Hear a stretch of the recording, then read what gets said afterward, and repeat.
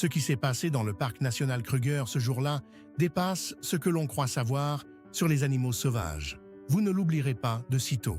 Personne ne sait ce qui s'était passé cette nuit-là dans la savane. Personne ne sait pourquoi la lionne n'était plus là, ni ce qui avait séparé ce lionceau du reste de sa famille. Ce que l'on sait, c'est qu'à l'aube, un petit lion tremblait seul dans les branches d'un arbre, les pattes crispées sur l'écorce, les yeux grands ouverts, le souffle court. En bas, des hyènes attendaient. Elle ne bougeait pas, elle ne se pressait pas. Elle savait simplement que le temps jouait pour elle. Un lionceau de cet âge ne peut pas rester dans un arbre indéfiniment. La fatigue finit toujours par gagner. Et elle le savait. Les heures passèrent. Le soleil monta haut dans le ciel, la chaleur devint écrasante. Et le petit, à bout de force, ne pouvait ni descendre, ni tenir encore longtemps. Puis, les hyènes partirent. Pas par générosité, ni par peur. Simplement parce qu'une proie plus accessible s'était signalée ailleurs dans la savane. Et que leur instinct les avait emmenés sans se retourner.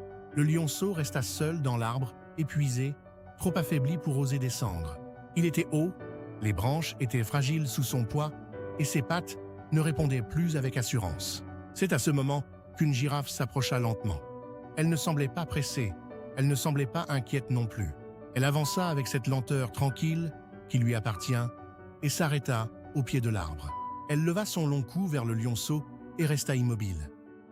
Ce qui se passa ensuite fut simple, presque silencieux. Le lionceau, à bout de résistance, se laissa glisser vers le sol. Il atteignit la terre quelques instants plus tard et s'effondra dans l'herbe. La girafe ne bougea pas tout de suite. Elle resta là un moment, regardant le petit, sans un geste inutile, puis s'éloigna paisiblement, comme si rien d'extraordinaire ne venait de se produire. C'est peu de temps après que Joel découvrit le lionceau. Ranger dans le Kruger depuis plusieurs années, il connaissait ces terres avec une précision presque instinctive. Chaque piste, chaque zone reculée, chaque endroit où la savane pouvait cacher ce que l'on ne cherchait pas. Ce matin-là, lors d'une patrouille à pied, il aperçut une silhouette qui ne devait pas être là. Petite, immobile, visiblement épuisée. Joel s'approcha lentement, observa les alentours, écouta. Aucune lionne en vue, aucun signe de troupe à proximité. Le silence autour de lui était trop complet pour laisser le moindre espoir. Il fit ce que son instinct et sa formation lui dictaient. Il sécurisa la zone et s'assura que le lionceau soit mis à l'abri le plus vite possible.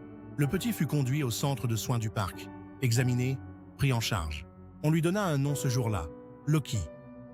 Court, simple, comme une évidence. Les premières semaines furent rudes.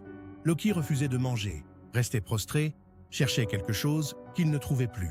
Joel venait chaque jour, sans forcer, sans se précipiter. Il s'installait à distance, silencieux, laissant simplement sa présence exister là, régulière, constante. Peu à peu, Loki se redressa. Il mangea, il bougea, il commença à regarder le monde avec autre chose que de la peur. Ses pattes s'affermissaient, sa fourrure prenait de l'épaisseur, son regard gagnait en intensité. Les mois passèrent. Loki grandissait vite, trop vite, comme si la nature pressait le mouvement, réclamant ce qui lui appartenait. Joel observait cette transformation avec la fierté calme de ceux qui savent qu'ils travaillent contre eux-mêmes. Soigner un animal sauvage, c'est œuvrer pour son départ. Ce matin-là finit par arriver. Loki avait les épaules larges, la démarche posée, la crinière naissante d'un lion qui appartient aux grands espaces. Les vétérinaires avaient donné leur accord, les rangers avaient choisi le secteur. Joel était là, comme il se devait. Au moment de l'ouverture de la caisse, Loki franchit le seuil, s'arrêta, renifla longuement l'air de la savane. Puis s'avança dans les herbes hautes et disparut sans un regard en arrière. Joel ne dit rien. Il n'y avait rien à dire. Le temps fit son travail, comme il le fait toujours dans le Kruger. Les saisons se succédèrent, les pluies revinrent, la savane continua de vivre à son propre rythme. Joel continuait ses patrouilles, ses nuits dehors, ses matins à lire les traces dans la poussière rouge. Il ne cherchait pas Loki, il ne l'attendait pas non plus. Un animal rendu à la nature n'est plus un animal que l'on suit. Des mois passèrent encore, puis vint ce jour. Joel effectuait une inspection à pied dans une zone rocheuse, peu fréquentée, là où le terrain devient irrégulier et les repères moins évidents. Il s'était éloigné de son véhicule, absorbé par des traces fraîches dans la poussière, quand le sol se déroba sous ses pieds. Une chute, un rocher, une douleur immédiate dans la jambe. Il essaya de se relever, mais la douleur était trop forte. Son genou ne répondait plus. Sa radio avait disparu dans la chute. Et son véhicule était bien trop loin pour envisager d'y revenir seul. Il regarda autour de lui. La savane était vaste, silencieuse, indifférente. Et dans le ciel bleu, les vautours avaient déjà commencé leur cercle. Joël s'adossa contre la roche, contrôla sa respiration et attendit. C'est alors qu'il entendit un froissement dans les herbes. Proche, régulier, délibéré. Il leva les yeux lentement. Sur la crête rocheuse, à une vingtaine de mètres, une silhouette fauve se découpait dans la lumière du milieu de journée.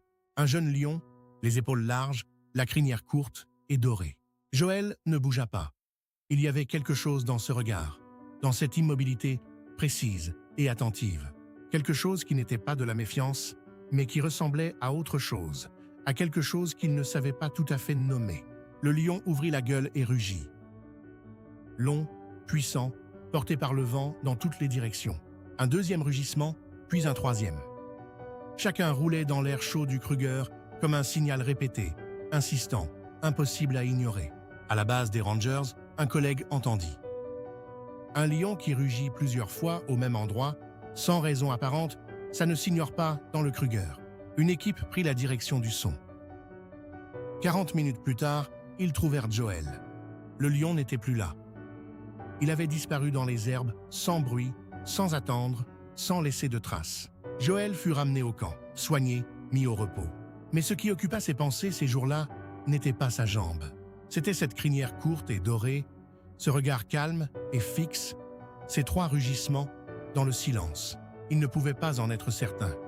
La savane est grande, les lions sont nombreux. Mais il y a des choses que l'on sait sans pouvoir les expliquer. Et parfois, dans un silence que l'on n'avait pas prévu, quelque chose répond. Quelque chose se souvient.